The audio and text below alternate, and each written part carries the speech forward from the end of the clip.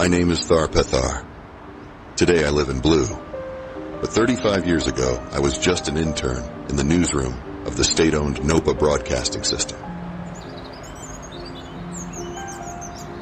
Back then, the renowned scientist Thar Tegthar, the creator of the Hyperon Project, had just received the Thar Prize for the advancement of science.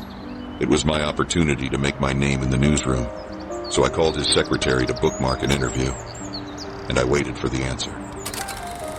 1 month later, Tegthar's secretary called me, at last. The professor had some free time for me on a hot Saturday afternoon. People at the newsroom warned me that Tegthar never smiles. I tried to break the ice. The weather is punishing us this year, Professor. No rain this month so far. I know it may sound selfish, young man, but I see it as a positive thing, believe me. The ceiling of the building isn't great, and there's a leak in the ceiling right above my desk. What is the Hyperon Project, Professor?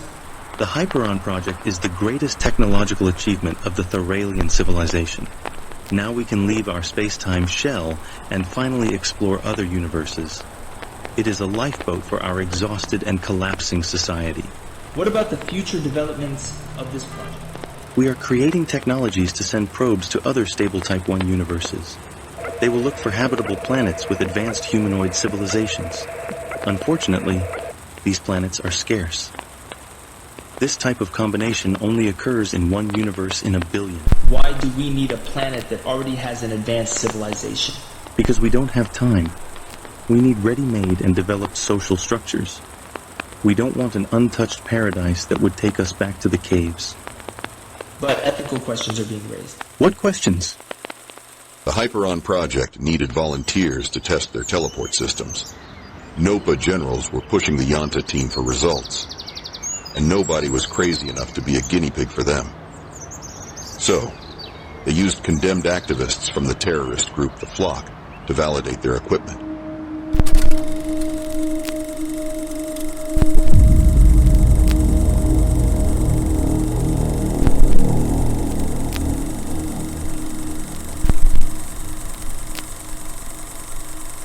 % of the activists died or could not be brought back to the Hyperon laboratories.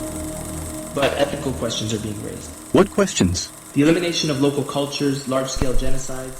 The multiverse is infinite, so there are infinite planets suited to our needs. We just have to find one of them, or maybe two. Tharalia's priorities are at the top of our list and warrant any action to be taken. And what is your position regarding the accusations of slave labor and using terrorists from the Flock group? The activists had the opportunity to be part of this great moment in our history. I'm sorry for eventual losses, but their sacrifice was not in vain. A new era has begun. My bosses liked the interview. It was aired, and it earned me praise and a promotion. The Hyperon Project has become a reality, with all its consequences. 5 years ago in Tharalia, I met Professor Tegthar again at the Center for Theoretical Physics in honor of his retirement. Pethar, the gutter of the building was repaired last week. Oh, too little, too late, Professor. Yes, not so little, but very late. Professor, looking at the past, is there any regret left? None. Would do it all over again. If I was prevented from using the activists, I would volunteer for the tests myself, without any doubt. Professor Thar Tegthar died last year. His legacy, the Hyperon Project, has become the most perfect translation of our civilization, a story of great deeds and great tragedies.